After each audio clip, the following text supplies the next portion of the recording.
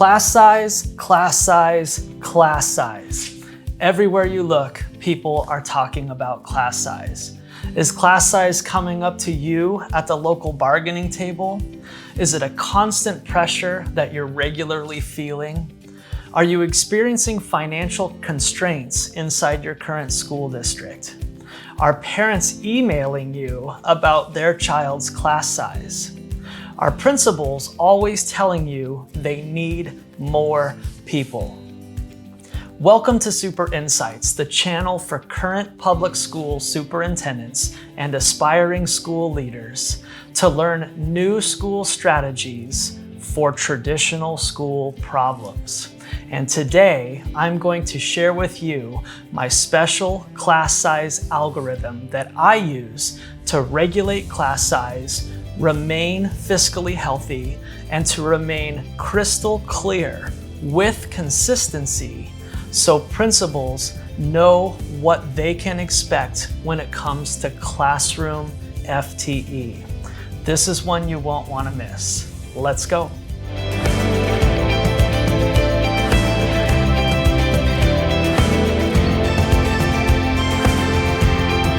So first, when creating a budget, every superintendent has to take on a business mindset. After all, we are the CEO of a multi-million-dollar organization. So we need to start first with the business math. In my state, we receive roughly $10,000 per student. I know every state funds students differently. We're going to use my state as the math example. So $10,000 per student. Now we also have extra weightings that come with students who are pregnanting and parenting, in poverty, receiving special education services, and so on. So $10,000 is really just the base payment we get for each student, and then we receive additional funding to help support the student in a better experience. But in my state, $10,000 per student. The average teacher salary in my state is $120,000, but that's full cost, including health benefits, retirement, etc. And so $120,000 pays for the whole cost of just one classroom teacher. So in order to pay for that one classroom teacher, we need at least 12 kids inside this classroom to break even for that classroom teacher. But schools also need principals and administration, secretaries, custodians, nutrition staff, instructional assistants, counselors, special education employees, librarians, PE music teachers, nurses, etc. It takes a lot of people to make a great school system run. And so superintendents need to maximize class size in order to pay for all of the other services that goes into educating children. So here is the algorithm that I use to pay for everyone, but still allowing our school district to run on a healthy end fund balance. Okay, so are you ready? Are you sitting down for this? Do you got your notepad out? Let's first talk about elementary schools.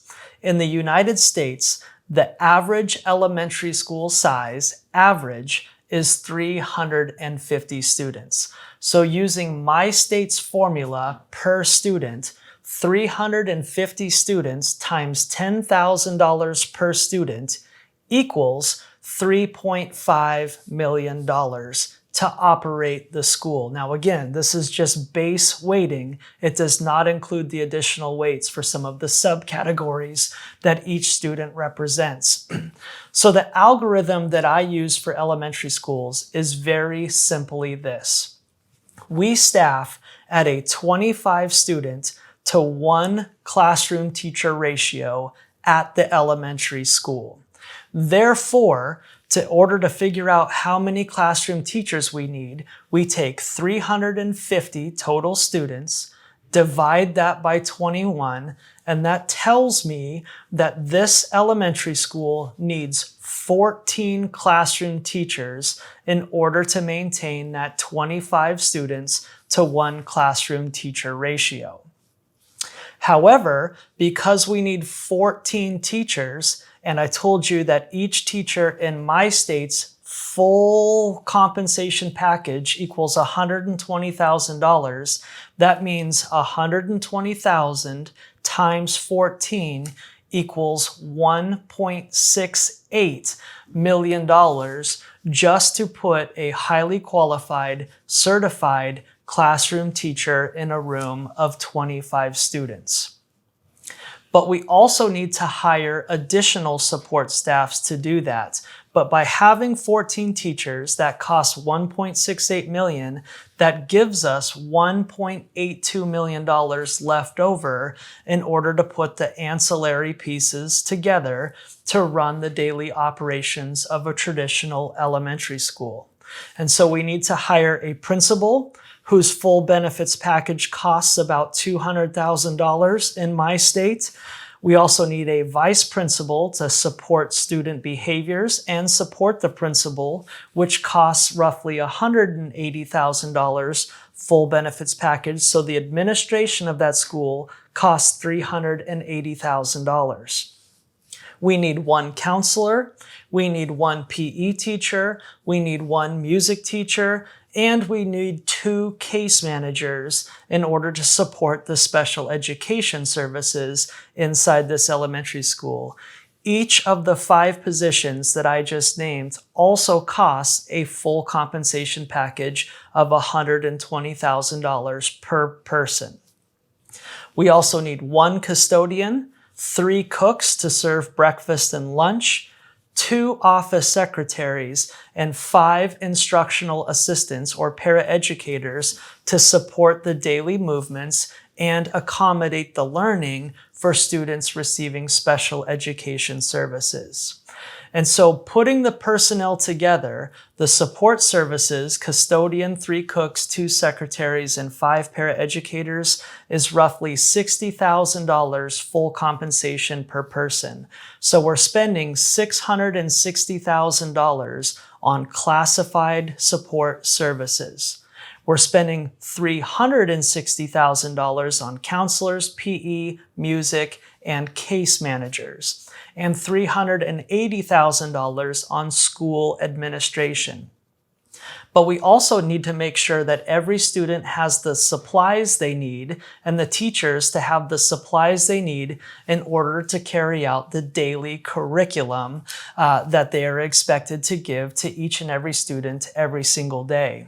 And so our funding formula for supplies at the elementary school level is $90 per student. So a school size of 350 students times $90 per student equals $31,500. So let me put all of this together in terms of a healthy fiscal management of operating an elementary school on a daily basis. So I told you at 350 students and $10,000 per student, we had an operating cost for the year of $3.5 million. To include 14 classroom teachers worth $1.68 million, 2 administrators worth $380,000, 5 certified support teachers worth $360,000, and 11 support staff, cooks, custodians, paraeducators, and secretaries worth $660,000 in supplies of $31,500 in order to operate that school for the full year costs $3,111,500. That gives the district $388,500 left over. Now, the average school district in the United States typically has 3 elementary schools. And so if you were to expand that over 3 elementary schools with that same algorithm and operating cost, The leftover of those three schools, roughly $388,500, times 3 is $1.165 million, $500 left over for the school district office to run its operating costs, including the contracts, the services, purchasing the food, and transportation in order to operate that.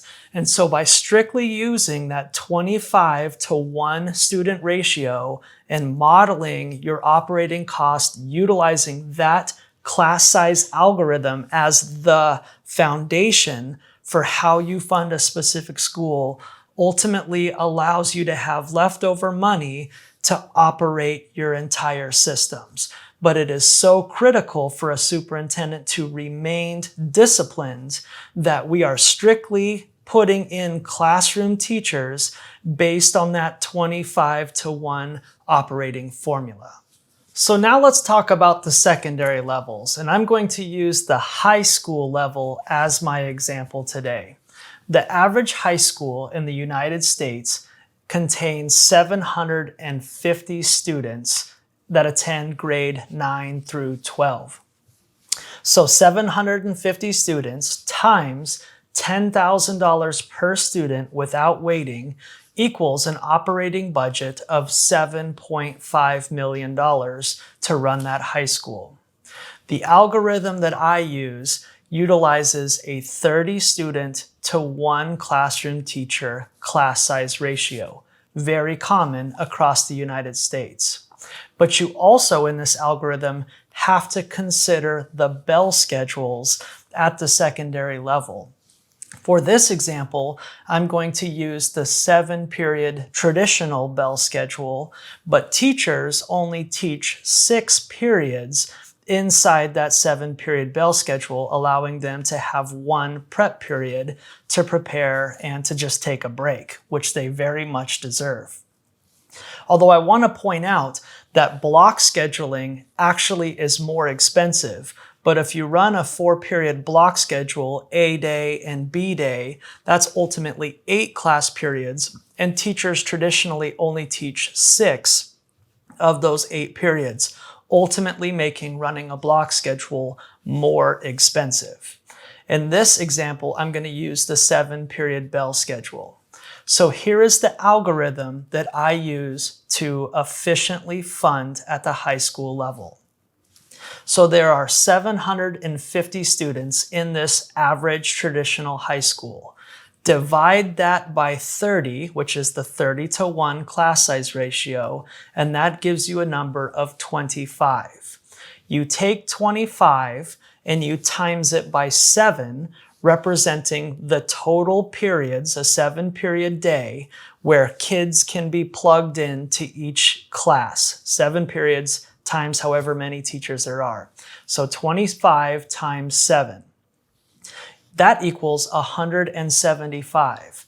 Now you take 175 and you divide it by 6, because that's how many periods each teacher is teaching inside that 7-period day. So 175 divided by 6 spits out 29.1. Now wait a minute, it's not an even number. That's correct, and that's typically when I either round up or I round down. In this case, the algorithm tells me that I need 29.1 classroom teachers in order to maintain my 30-to-1 class size ratio. But what I do for the high school levels specifically is I have a +1 rule only at the high school level. And so this algorithm tells me that this average high school needs 29.1 classroom teachers. I do the +1 rule, and so ultimately I'm starting my budget allocation for this specific high school at 30 classroom teachers. Now, the cool news inside this algorithm is, unlike the elementary school algorithm, you don't have to account additionally for PE, music, and/or electives. They're already baked into the algorithm because they hold seats inside that 7-period bell schedule, and they also teach 6 of 7 periods. So this 30 teacher FTE that I need, all of the specialists are already baked into the system, which makes the math and the work simpler. And so, like I said, we need 30 teachers at $120,000 per teacher. That tells me that I need $3.6 million just to pay for the certified teachers to fill each bucket in my 7-period class schedule, and all of them teaching 6 of 7 periods. That gives me $3.9 million left over to support the high school building with its support services and administrative services. So with that $3.9 million left over, now it's time to support the high school with the staff that it needs. The algorithm we use for school supplies is $100 per student at the high school level. And so the principals have a $75,000 discretionary budget that they can utilize to support their teachers with the supplies they need, including the students with the supplies that they need. But we now need to put an administration together to support the high school operations and safety and policy, law, and procedures, including teacher evaluations. And so that high school needs 1 principal, 2 vice principals to support the student behavior, student management, and to help offset teacher evaluations and employee evaluations. But you also need at the high school level an athletic director to just oversee all of the extracurricular activities. That costs a total of $740,000.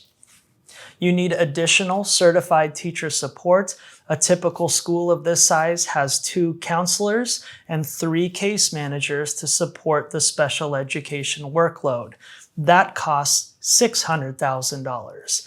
And then you need 5 custodians, 4 cooks, 7 paraeducators to support students being served by special education, and 4 secretaries, 2 for the administration, 1 for the counselors, and a secretary for the athletic director, making a total cost of classified support staff $1.2 million.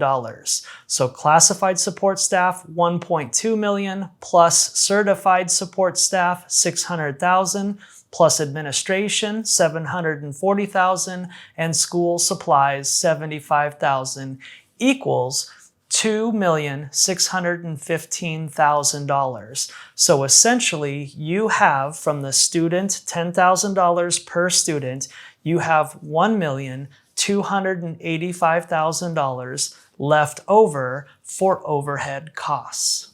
Now, I don't have any middle schools in my example, but I used the same 30-to-1 class size algorithm at the middle school level as well.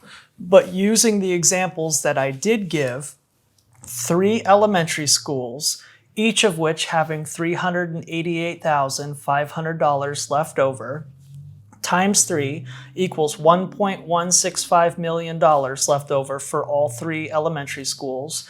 I shared that the high school has $1.285 million left over from high school costs. And you can assume, take my word for it, you'll have about $900,000 left over from the middle school overages. That gives you a leftover operating budget of $3.35 million to staff your district office, to hire transportation staff and fuel costs, pay for utilities, insurance and liabilities, technology, as well as the dues and fees for services, just from all the different things like your student information management system, grade book, etc., as well as to pay for substitutes for when your employees take their sick days or vacation days, and other various reasons why employees need to not be at work on those specific days. My point of sharing this is you can operate a school district specifically off of the straight ADM if you have a strict and disciplined adherence to starting your budget utilizing the class size ratio as the compass of how you fund each and every single school building. Now you throw on the additional weightings of special education, which is typically double in most states, students experiencing poverty or socioeconomic status, which is typically a time and a half of additional funding, and so on and so forth. You're able to build and manage a healthy budget. But the reason why I love this is because as class size becomes the buzzword for people to attack or put pressure onto the superintendent, here is an example of how I utilize class size first when establishing a budget. And I start with class size to tell me exactly how many teachers I need in each building. But I also need to maximize those class sizes to the threshold that I established in order to effectively and in a healthy way pay for everything else. And so this is such a critical element that I encourage all superintendents to start with. But here's why this is also such an effective strategy, because it's easy and everybody can do it, and it's predictable and everybody can do it. And so how often in your leadership career have principals been telling you, I need more people, I need to do this, I don't want to have a split elementary school class of 3rd and 4th graders, I need an additional teacher? By implementing this formula with consistency and fluidity across your entire organization, your principals can start to look at next year's student population and do the math in advance. And so when you or their supervisor tells them you're only getting 14 teachers next year, it does not come as a surprise for them.